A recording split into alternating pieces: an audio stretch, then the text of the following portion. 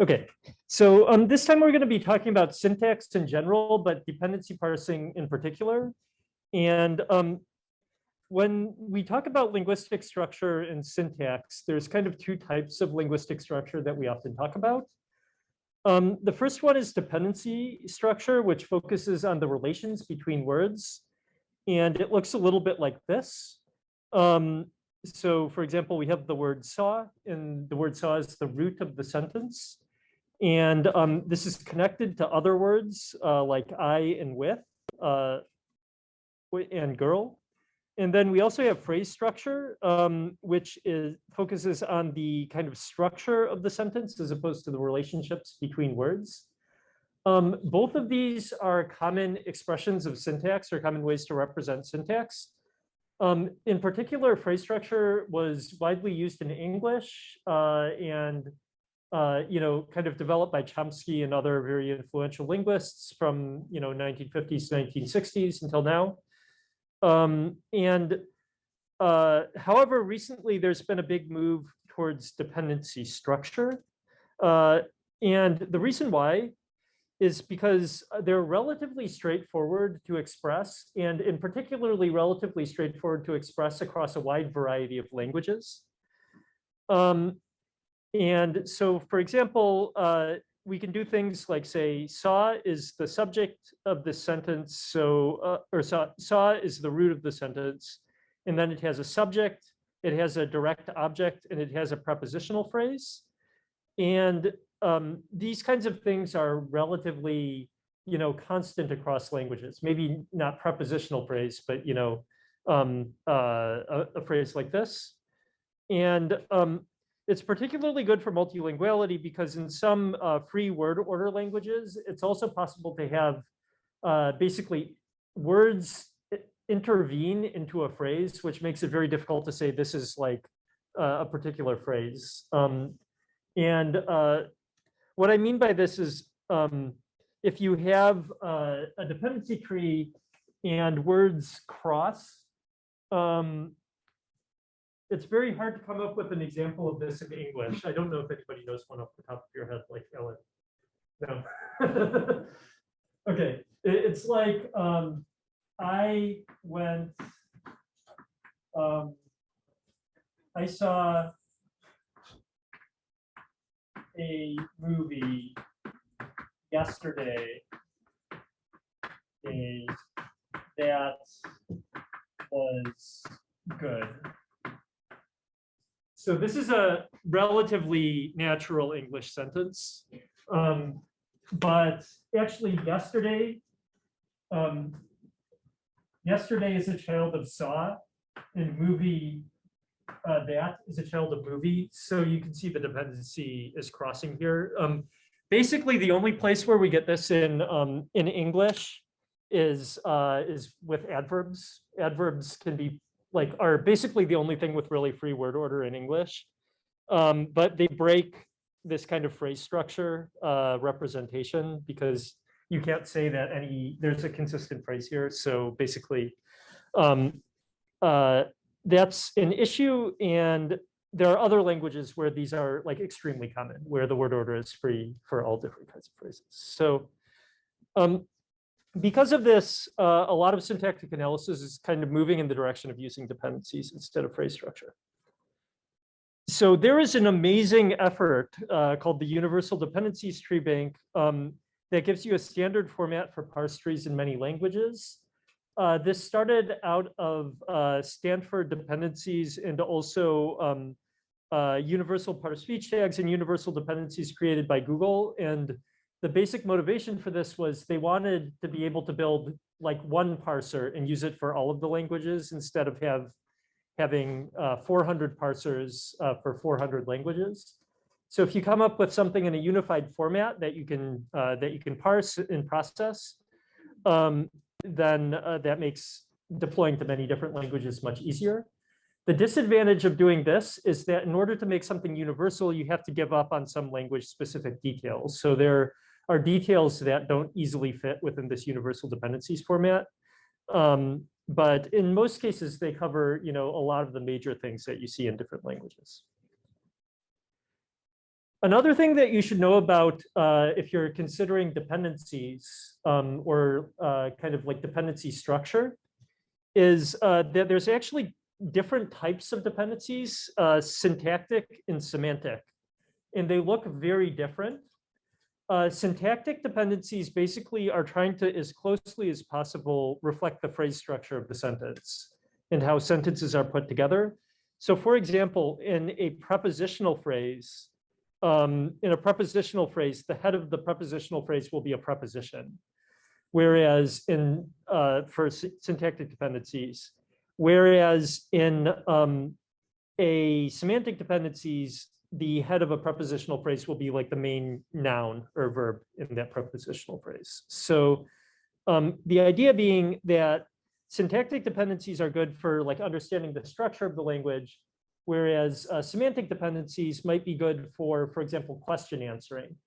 Because if you ask a question, if you have a sentence like the one I had here, I saw a movie yesterday that was good. Or I saw a movie yesterday at the movie theater. And you want to say, where did the person watch the movie? In a syntactic dependency, movie would be connected to at. So you would have to like jump it down the tree several nodes, where in semantic dependencies, movie would be connected to movie theater, basically. So, and it would have an appropriate label, so you could just like look up the edge and connect the two together to answer that question in a single hop instead of multiple hops. So basically, this is really important. Like Aditi might talk about things related to this later, and you need to choose which one you want based on which application you're interested in.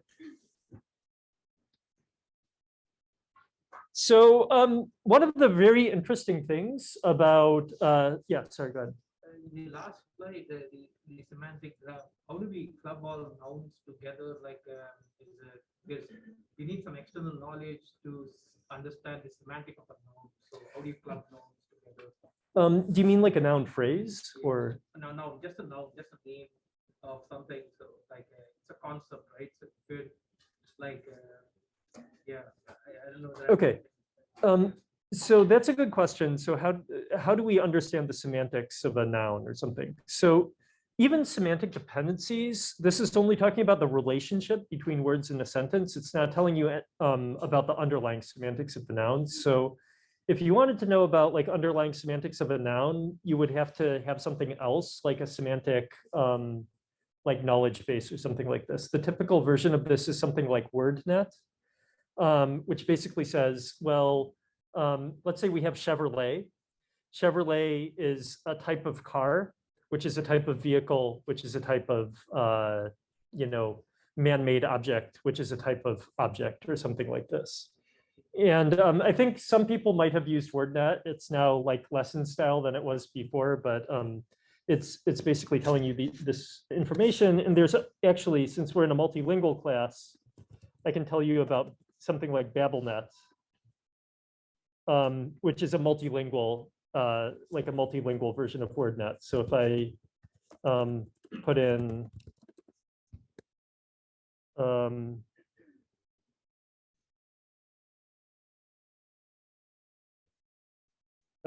sorry, I was searching in English, no wonder.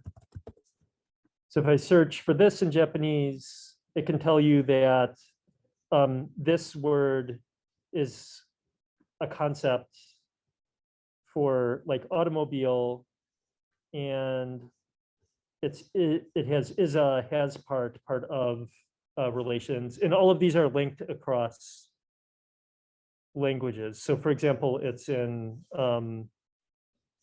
I can't find the language link, but here, yeah, here.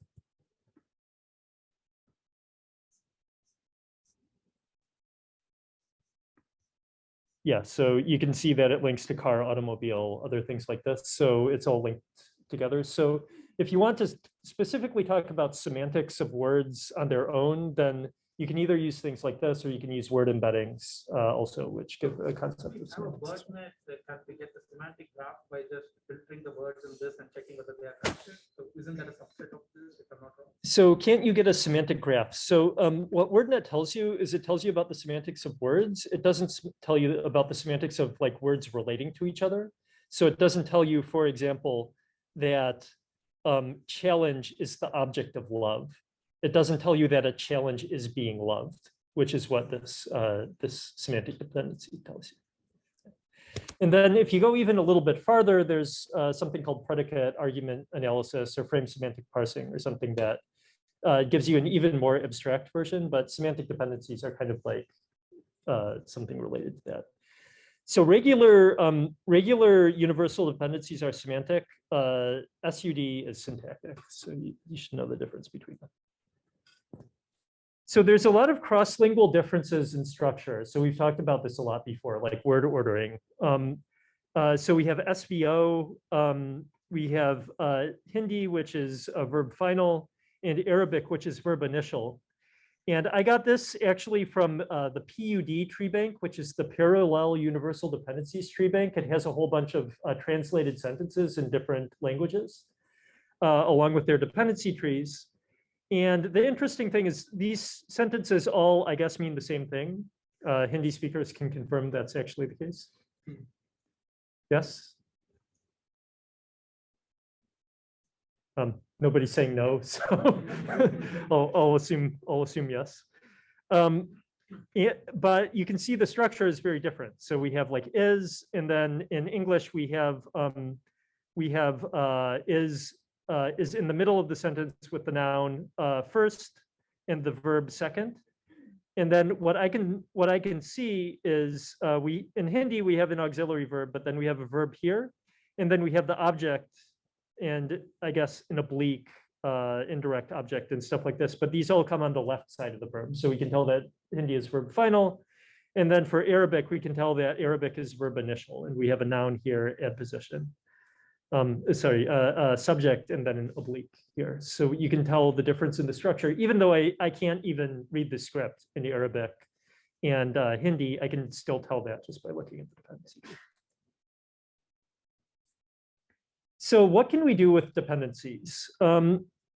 So I actually, previously they were used for feature engineering in systems, and they're still useful in some cases, but now our default is just to pull up MBERT or XLMR and fine tune it and get reasonable accuracy on a lot of tasks that we care about. And in fact, dependencies are probably captured somewhat, to some extent, implicitly in these models. So why care about syntax? I would argue that these are more useful now in human-facing applications. And a while ago, June 3rd, I think last year, I actually asked a question on Twitter, or I guess 2 years ago. I asked a question on Twitter, what are convincing use cases in 2020 for dependencies? And I got 39 answers. And just to give some examples, they still can be useful for incorporating inductive bias into neural models. So biasing self-attention to follow syntax or other things like this. I think it still is useful to encourage models to be right for kind of like the right reasons instead of the wrong reasons, because this improves model robustness, especially out of domain and other things like this.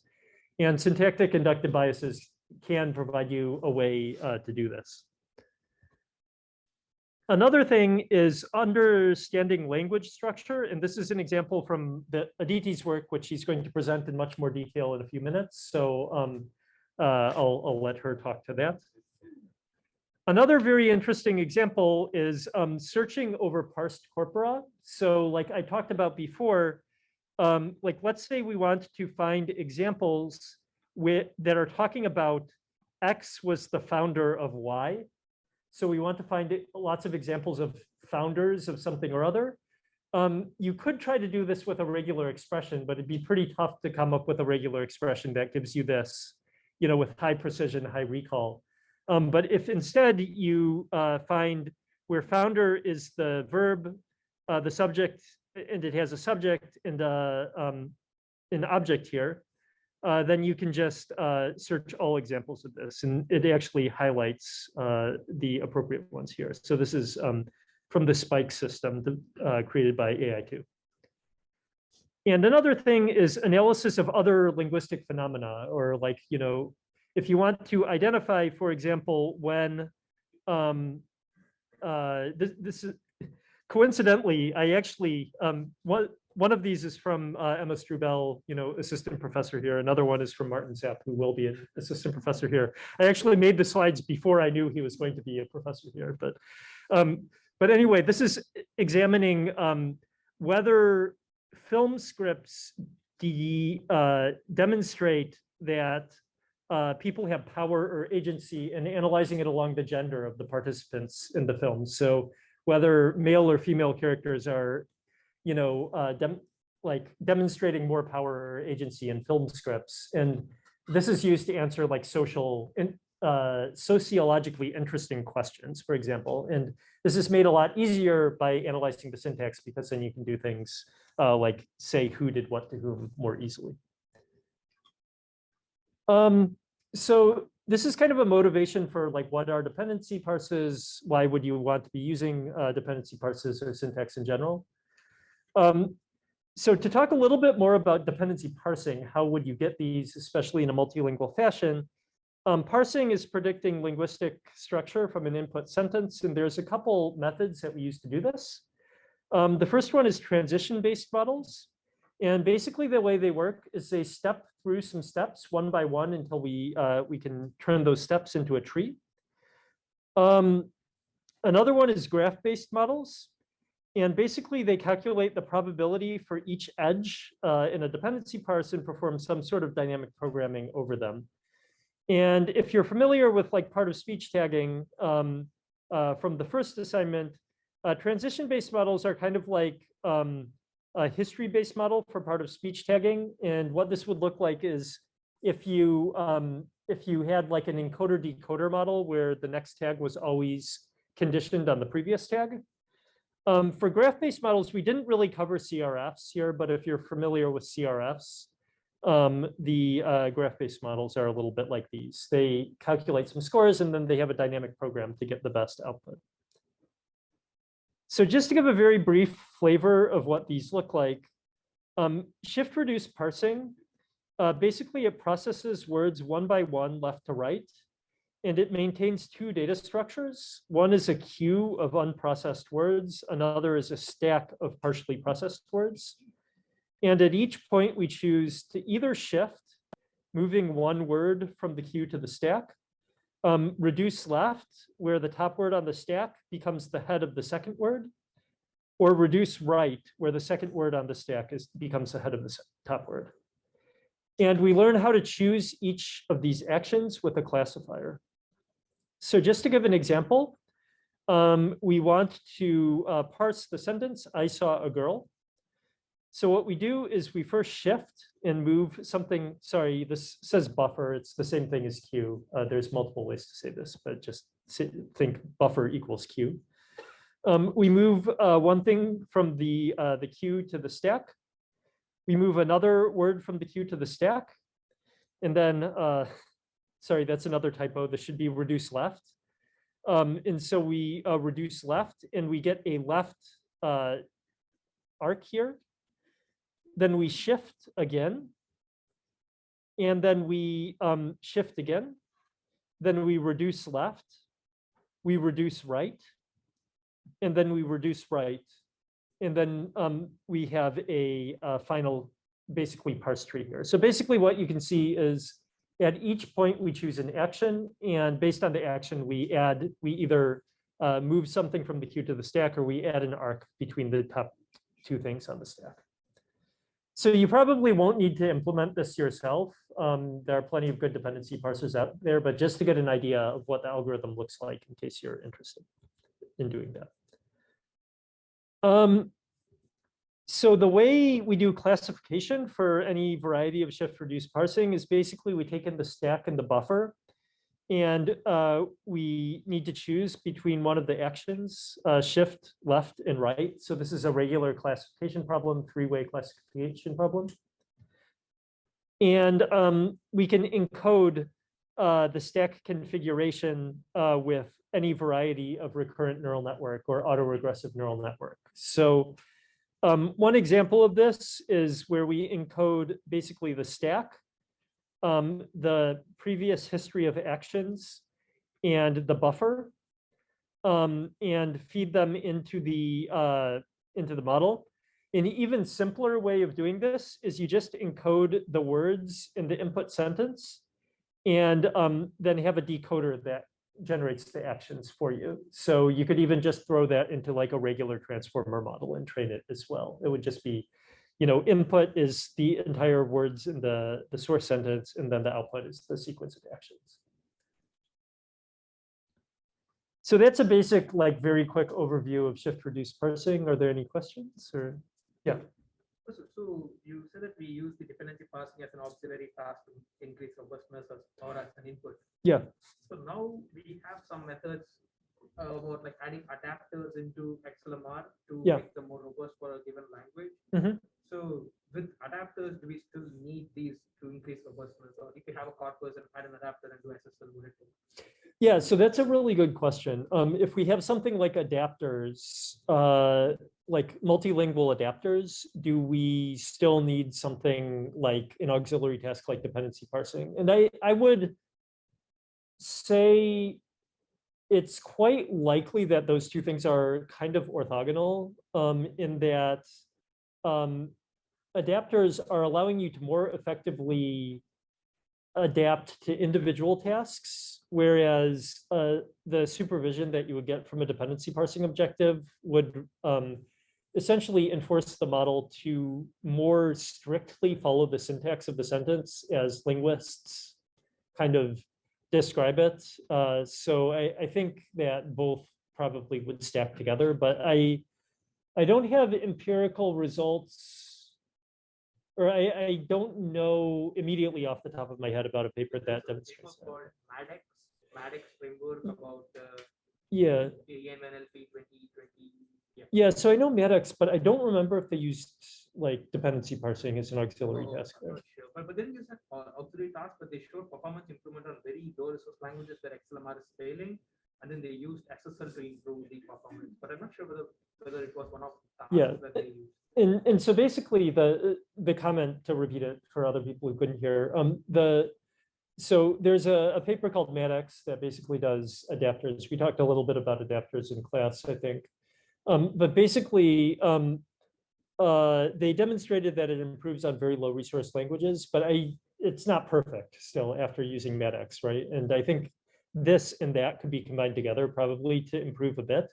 But as I said, I think that's not the main good use case of dependencies right now. I think the better use cases of dependencies are they give very like intuitive human-facing interfaces if you want to do like analysis of corpora or extract syntactic phenomena on a more holistic level or other things like that. So it was actually inspired by one of your tweets. You had put a tweet, I think a year back, that when a person releases a model for 100 languages, doesn't mean it works for 100 languages. So yeah, that changed my perspective that, okay, XLMR is not perfect, then I kind of search for these papers. Yeah. Yeah, so to repeat in case people in the back couldn't hear, I said something on Twitter about a year ago where it's like, when somebody releases a model for 100 languages, that doesn't necessarily mean it works on 100 languages. It means it does something on 100 languages, probably, and it's probably better than nothing, but it's not perfect for sure. So, and I'm sure you guys all noticed this as you were implementing your various assignments as well. Cool. So the other alternative is graph-based parsing. And graph-based parsing, basically what it looks like is we express the sentence as a fully connected directed graph, which means that we have all pairs of words as potential candidates for a dependency edge existing between them. Another way you can think of it is a matrix of scores for each edge, where the rows are the head and the columns are the children. And the diagonal, obviously, something can't be ahead of itself, so it's irrelevant, but you predict all of the other things there. And then after you do that, you score each edge independently. So you basically calculate the values of that score matrix. and then you have some algorithm that allows you to find the maximal spanning tree, which is basically the highest scoring set of edges that form a tree. In the form a tree with a root in it. And I have a comparison of graph-based versus transition-based. One advantage of transition-based parsing is that it allows you to condition on infinite context, basically. So it allows you to condition on all of your previous actions. So theoretically, it has as much expressiveness as you want, just like a regular encoder-decoder model can do, can condition on all your previous actions. However, for transition-based parsing, greedy search algorithms can cause short-term mistakes to propagate into damaging your long-term performance. So, if you accidentally connect an edge too early, there's no way to recover from it. On the other hand, graph-based parsing, you can find the exact best global solution via dynamic programming. However, you have to make some local independence assumptions. So you can't necessarily easily condition, the choice of one edge on whether you chose one edge or at another time. So for the dynamic programming algorithm, I'm not going to go into a lot of detail here because, as I said, people are probably not going to be implementing this on your own. You're probably going to be using a parser. But basically, we have a graph and want to find its spanning tree. So what we do is we greedily select the best incoming edge to each node. And we subtract its score from all other incoming edges. Because we want a tree and not anything with any cycles in it, what we do is we contract the cycles together into a single node and resolve the cycles within that node. And basically, we recursively call the algorithm on the graph with the contracted node. And then we can expand the contracted node, deleting an edge from the root node there. So if you're more interested in exactly how this works, you can look at Jurafsky and Martin's textbook on dependency parsing or something like this. But basically, that's the general idea. For these models, basically what we do is we extract features over the whole sequence. So we feed in all of the, all of the words in the input into a feature extractor. In this particular example, it says LSTM, but in reality now it's XLMR or BERT or whatever your favorite feature extractor is. And the classifier that you use to basically apply scores to each of the nodes in the input is a bi-affine classifier. This looks a little bit scary if you look at the equations, but it's actually super simple. What you do is you learn specific representations through an MLP for each head word and each dependent word. So basically, you feed the representations that you get from BERT or whatever else into an MLP where you have a separate MLP when you're considering the word as a head and when you're considering the word as a child or a dependent. And then you calculate the score of each arc where, sorry, I thought I had an animation here, but basically the first part of this here is calculating how likely a child word is to connect to a head word. So it's calculating basically the congruence between a child word and a head word. And of course, this is optimized end to end, but it will be considering things like how close together are the words, how likely is a child to be a child of a head, so nouns tend to be children of verbs, et cetera, determiners tend to be children of nouns. And then in addition, it also calculates a score saying, how likely is this word to be a head word in the first place? So for example, determiners are almost never head words in semantic dependencies. And so they'll get a very low score according to this thing down here, whereas verbs are very often head words, so they'll get a high score.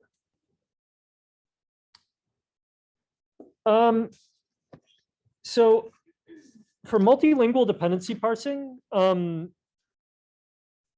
the difficulty in multilingual dependency parsing is that actually syntactic analysis is a particularly hard multilingual task. I think it's harder than named entity recognition. It's probably harder than, like dependency parsing is probably harder than part of speech tagging. And it might even be on the same level of difficulty as translation. Yeah, maybe not on the same level of difficulty as translation, but it's hard. It's a hard task. And the reason why is because it's on a global level, not just a word by word level. So you need to consider long distance dependencies within the sentence. And syntax varies widely across different languages. So like English is very, very different from Hindi, and both are very, very different from Arabic. So you can't like just say, well, like named entities look pretty similar in all languages. They all have like low frequency words in them. Is a key that always works for named entities, but you can't do something like that when deciding syntaxes easily. So there's a bunch of improvements that people have proposed. I had some examples of these in the papers that I suggested for reading for the discussion.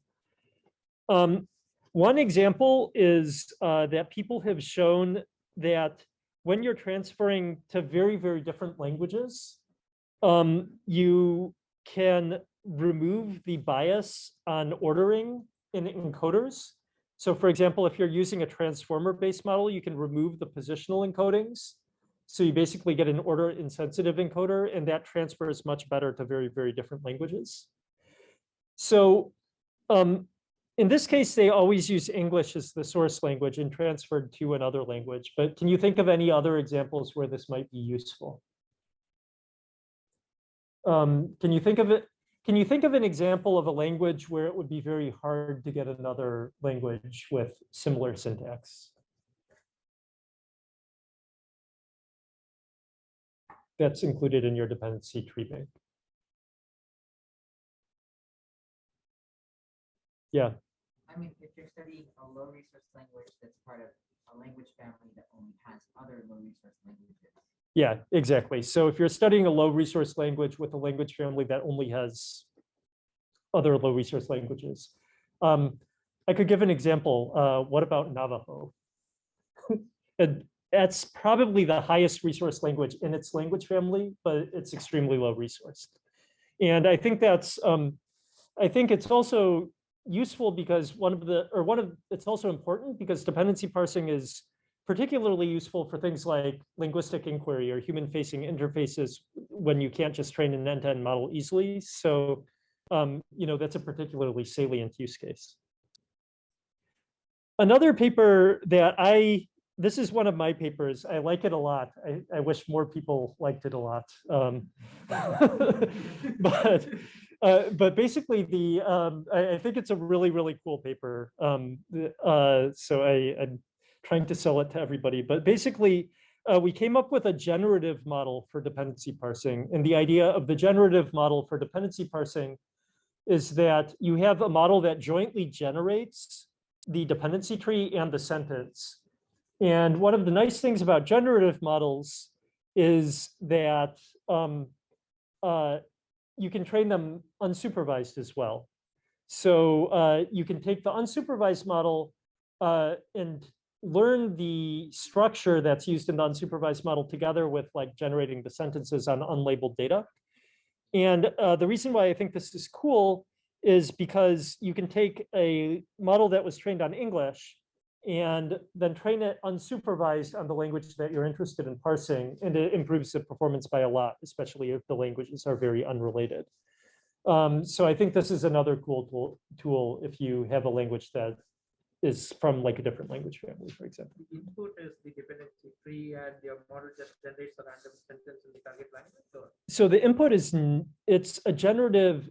You can think of it like a language model, but it calculates, instead of just calculating the probability of the output sentence, it calculates the joint probability of the dependency tree and the output sentence. So if you given a sentence, it reconstructs the sentence and the dependency tree. Right, and it can do other things like it can get the highest probability dependency tree given a sentence. That's called like latent variable inference and other things like that. What is soft parameter sharing? Basically, in this case, it's initialization. It can be initialization with regularization towards the original parameters as well. Yeah, go. In the case where it's finding on a target language, does that imply supervised data for the trees, or It does not. It no, only requires unlabeled, like, text. text? And basically the way it works is you have a dynamic program that finds the dependency tree, that iterates over the dependency trees, and it optimizes the parameters of like the dependency parser and the output at the same time. But the probability of the output will go up basically if you have a more coherent dependency tree. And this works well for no labeled data for a completely different family? Yes. Wait, the different family could have a completely different type of syntactic structure. Yes, exactly. Right. Then the And, then, paper. and with no labeled data for that particular language? Yes. You read the paper. I'm not lying. Yeah. Does it find cool syntactic things that the linguist might not have thought of, but are actually better representations of the data? So that's a good question, and that will link into what Aditi is going to talk about in a second too. We didn't evaluate it that, like that extensively. So I think that would be a natural, interesting next question. For any of these improvements that I'm talking about here, do these improvements lead to a more coherent, grammatical sketch for the language or something like that if we extract the grammatical sketch? Cool. Yeah, so I'm as I said, I'm excited about that. So come talk to me if you want to hear more. A final thing is linguistically informed constraints. So there are big atlases of data about linguistic structures, like the World Atlas of Language Structures, which I believe Ellen or somebody talked about earlier. And they tell you things like, is an adjective before a noun? And so using this, what this paper that I'm introducing here does is they use something called posterior regularization, which basically says, we're going to parse our whole corpus. We're going to look at the proportion of the time that an adjective appears before a noun or after a noun.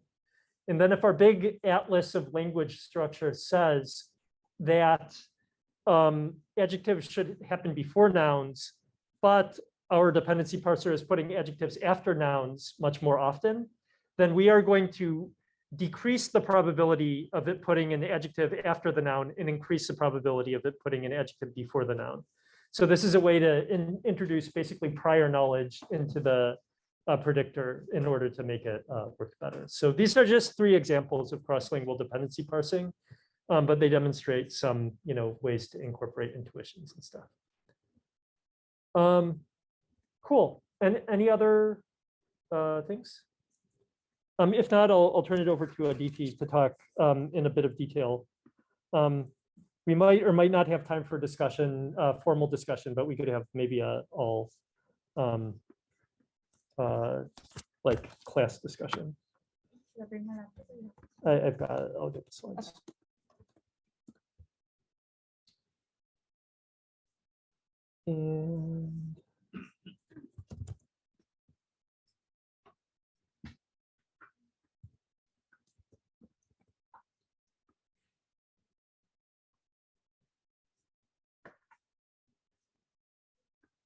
And it's the keynote slides. Yes, these are the keynotes. Okay.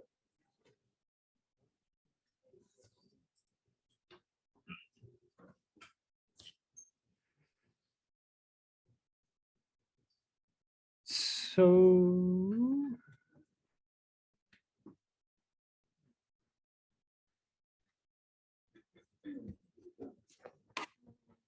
Can I open the demo on the Google Chrome?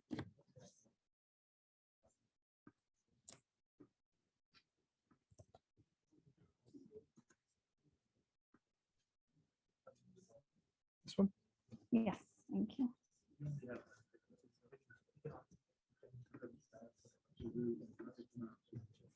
Let me make sure Zoom is still. So the desktop. I can present the slides first and then. Yeah, that works.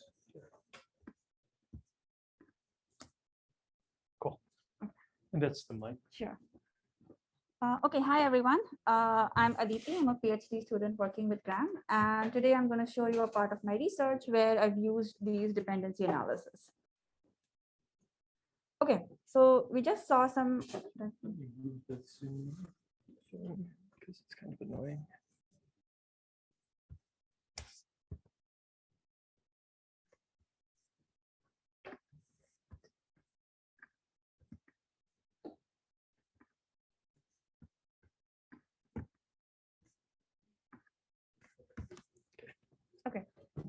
So dependency analysis basically told us on a high level how words are related to each other. So it's information is useful, but we also need to understand more complex linguistic phenomena if we truly want to understand the language as a whole. So some of these complex linguistic phenomena are like morphological agreement, word order, case marking, suffix usage, to name a few. And these are important not just for like a language communication or understanding, but also has some concrete applications. So there are some human-centric or human-facing applications. For instance, like if you want to like learn a language, then you need to know how to arrange these words. When does the ordering of the word changes? What kind of suffix to use when? What happens? Gender is like for each gender, you might have a different word ending and so on. Another important application, which for now I hope you also saw, was language documentation, because languages are getting extinct quite frequently and quite quickly also. So language documentation is a way where linguists document the salient grammar points of a language, not just for preservation, but also as a way to like also create pedagogical resources, maybe even create language technologies from that. So another kind of application is from machine-centric applications. So some examples that we saw where dependency analysis were used to give inductive bias into models. Another application is like we sort of used these rules that we extract automatically to evaluate a machine output. So often across languages, as we saw, syntax is quite different. So we want to have a way to automatically evaluate how grammatically correct, let's say, a machine translation output is. So basically, to achieve both human-centric application and machine-centric applications, we need to extract rules which explain this phenomena in a format which is both human readable and machine readable. And I'm going to quickly explain like how we do this using a process of morphological agreement. So agreement is a quite complex process wherein basically words in a sentence often change their forms or morphology based on some other words in the same sentence, based on some category like gender, number, and person. So I'll give quickly an example from number agreement in Spanish. So here you can see that girl is in singular, and the word for verb has is also in singular. So now if I change the word for girl to be in its plural form, then the verb's form also changes to its plural form. So basically any change in the subject's number has to bring about a change in the verb's number. So we call this as subject-verb required agreement. Now, if you look at the object and the verb, they are also both in the singular form in the first sentence. And the second sentence, when the form of the verb object dog has become plural, the form of the verb still remains in the singular form. So essentially, any change in the object's number is not bringing a change in the verb's number. So it's not required agreement. So any sort of agreement that we may observe between object and verb is purely by chance. So we call this as object-verb chance agreement. So to basically understand what are the rules which govern subject agreement and not a required agreement, we basically formulate it into a classification task. So the task is here of predicting required agreement versus chance agreement. And how do we extract these rules automatically just from the raw text? So here I have an example of Greek. So this is a Greek sentence. And we first automatically perform some syntactic analysis, which basically gives us what is the part of speech of each word, what is its morphological features, what are the dependency links between them. Now, from this syntactic analysis, we basically create our training data for this prediction task. So here's an example. So on this box here, we basically have a dependency link between the determiner and the proper noun. Now, the gender of the determiner and the proper noun are both matching, but they're both in feminine gender. So basically, we can create a training data point saying that proper noun and determiner, when they are in a relation, then the gender is matching. So the agreement value becomes yes. Now, another dependency link here is between the noun and the proper noun. Now here, the gender values are not matching. So our data point here becomes that any relation between noun and proper noun in this example, the agreement value is no. So essentially, we are basically creating a binary classification task from this example. And we create this data set for all the sentences.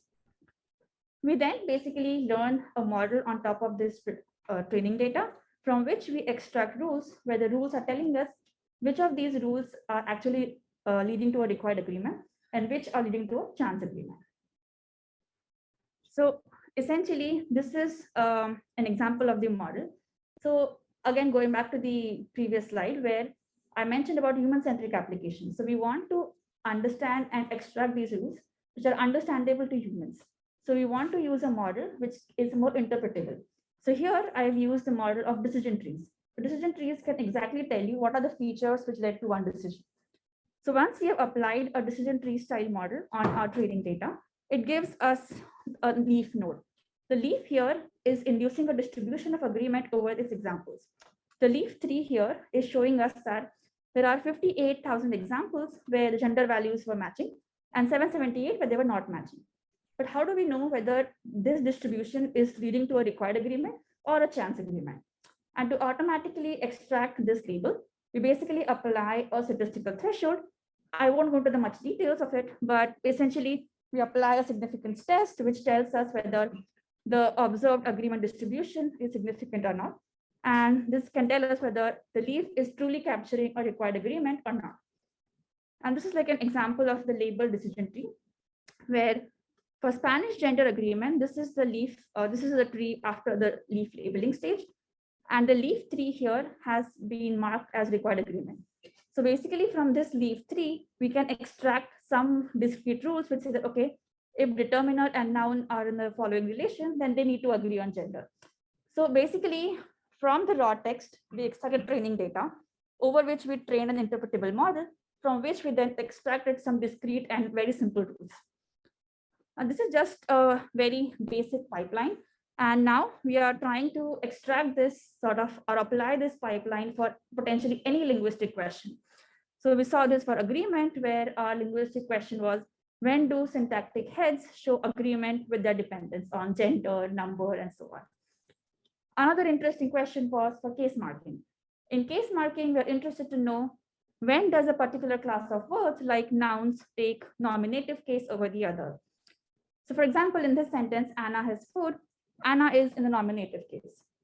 But if it becomes Anna's food, then Anna is a genitive case. So we want to basically, if you're learning this language, you need to know that when to add an apostrophe S when you're basically showing a possession. Another kind of interesting linguistic phenomena is of word order. Like you need to know how to arrange the words appropriately. And even in English, typically when we say about word order, people just say it's one word order, that English follows SVO. But it's even within English, there are multiple word orders. So for instance, if I'm saying Anna is eating an apple, then your word order is simply subject, verb, and object. But if I'm asking a question, what is Anna eating? Then this order changes. It now becomes object, subject, and verb.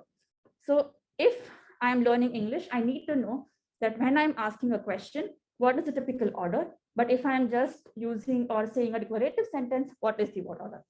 So essentially, for any linguistic question, we want to formulate it as a prediction task and learn and extract its rules. And this is the kind of general framework which we have been working on. From the raw text, we basically extract some features, but in our case, the features were part of speech tags, dependency analysis, from which we then extract rules for each of these phenomena.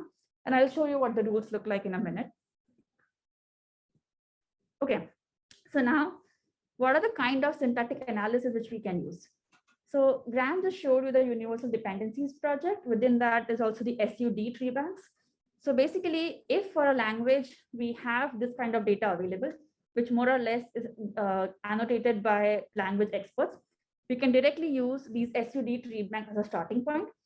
But for many more languages, we even don't have annotations. So in that case, your multilingual parsers come into the picture, where you can take some raw text, first parse it using these models, and then apply the same approach. Okay, so this is the toolkit which we have developed. And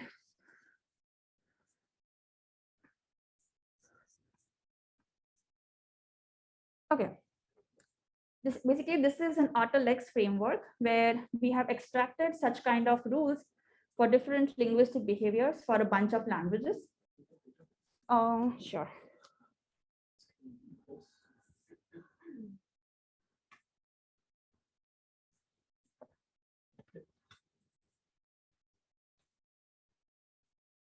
So for each language, we extract a bunch of features, and I'll just go through some of them here. So let's say we want to explore the Spanish agreement features, and let's go into gender. So, oops.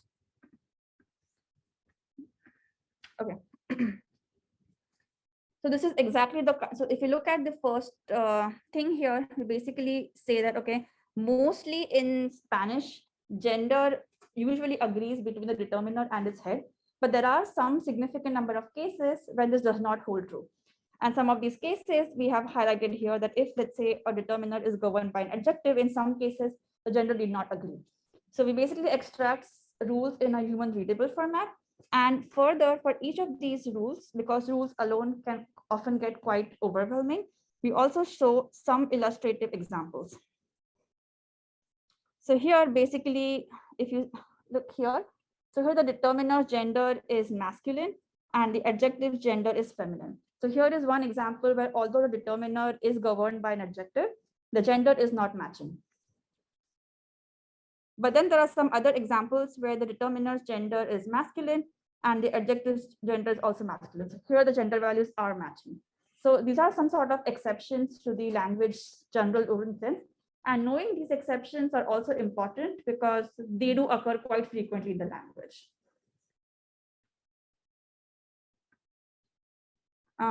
Again, we have some rules for word order also. So let's say we want to can go adjective noun, so for instance. So typically in Spanish, unlike English, most adjectives come after the noun. That's the typical ordering of adjectives. But there are very specific cases or very specific adjectives which come before the nouns. And the model has correctly identified some of them. For instance, this rule is telling us that if the adjective has the lima primero, then the adjectives come before the noun.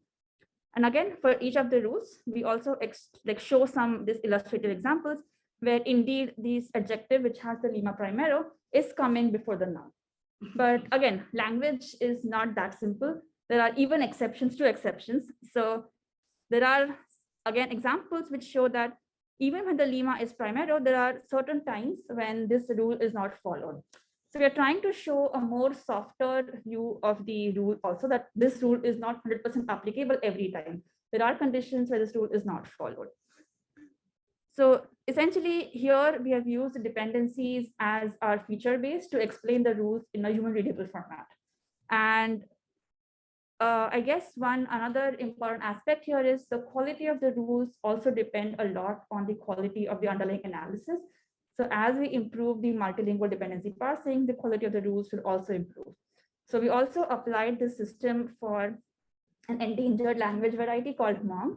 So Hmong is spoken in North America, also China, Thailand, Vietnam, and Laos. And one of its variety is close to endangered. And we were trying to, we simply had access to a bunch of Hmong sentences, and we wanted to analyze some of its interesting linguistic properties. And we had David in LTI who also speaks Hmong and knows a lot about it. So we basically presented such kind of rules for Hmong to David. And there were a couple of interesting observations. First, the quality of rules was not as great as what we're seeing for Spanish. But despite that, the model had still been able to identify some cluster of examples which showed rules which David was not aware about. So such kind of data-driven approaches is also able to capture or identify some rules which the linguist was not initially aware of. So I think dependency analysis is a very useful tool which has a lot of applications, especially for exploring a language, because there's so much data out there. The dependency analysis helps us find the key components to it. So I can go into more detail, but these are the main features. Maybe you could very quickly talk about what you're doing. Sure. So right now we basically, I showed you grammar rules and how it was useful from, let's say, a linguist or language documentation point of view. We're also now using these tools to actually teach languages to a more less linguistically aware audience, because often learners or teachers, they don't go into the linguistic jargon that much, but they're still interested in knowing the grammar rules. And especially we are focusing on two languages, Marathi and Kannada. So these are both Indian languages, and there are schools in North America where they are teaching these languages to English speakers. So a lot of the times there are immigrants who are settled here and they want their children to learn these languages. So, so they are English native speakers here, and the schools here are interested in teaching them these languages from English. So here we basically extracted a lot of interesting features. So for example, here we have basically extracted some of the most common verbs observed in Kannada. What is their transliteration in English, and what are the different kind of forms they are, what are the different forms these lemma has been observed across different genders.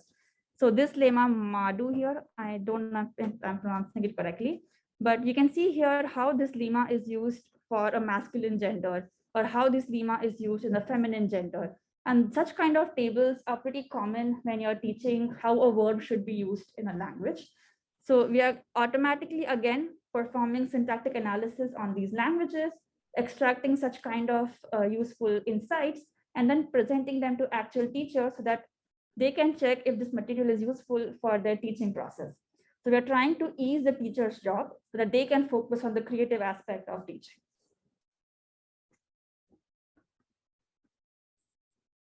And yeah, I guess those are the main points. Great, thank you, Aditi. Yeah, so I'm sorry, we're right up against the time, so I don't think we're going to have time for discussion this time. I really apologize. I try not to do this, but I packed too much stuff in. But I also invited Aditi and didn't want to have her prepare for nothing. Because of this, if you took time to like prepare for the discussion today and read the things, if you want to send like a short summary of the things that you prepared, we can give like extra credit. It won't be required, but I'll give like one discussion worth of extra credit for that. Are there any questions about the stuff that Aditi was talking about here? Yeah. So you mentioned Hmong had like different regions and different speakers, Yeah. so like America. Are there any like grammatical differences region-wise, or are they like homogeneous? That's a good question. So there are these different varieties. So we worked, so the question was about, because Hmong is spread across so many different regions, are there any difference in the grammatical properties? So there are, because there are different Hmong varieties, and we worked on one of the variety which is predominantly spoken in North America. So we didn't have the chance to investigate how the grammar rules changes across the different varieties. But the interesting thing, so we did another sort of a separate set of experiments where the Universal Dependencies project, they have a lot of tree bank for the same language for different domains. So there are data from grammar books, they have data from news articles, and even within the same language across these domains, the grammar structure varies quite a lot. So in this tool, we are basically also offering linguists to like check, okay, these are the rules extracted from one domain, how do they change in another domain? Is your model able to account for instances of agreement where there's not an exact match in values? For instance, if the subject is marked as dual and the verb is marked as plural, and it accounts for that? So that would be considered as like it's the agreement is not happening because a value is not matching. I'm not sure if the universal dependency tree bank actually has that level of detail. It might. Maybe you have experience with that, but I think the universal dependency annotations are actually quite, I don't know, coarse. So that level of detail might not show up in the first place, but it might. Yeah, that is like an important point, that this analysis has been done on one schema. the schema used here is the UD schema or the SUD schema, which is we purposefully chose SUD or UD because first of all, it's available for a lot more languages and it has a consistent annotation format. So the kind of rules we extract now, they're also consistent across languages.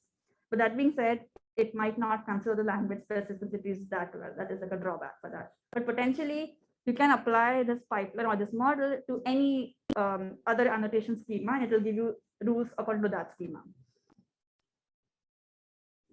Okay, great. Thanks a lot, everyone. We can answer other questions if you have any upfront. But yeah, thanks for listening.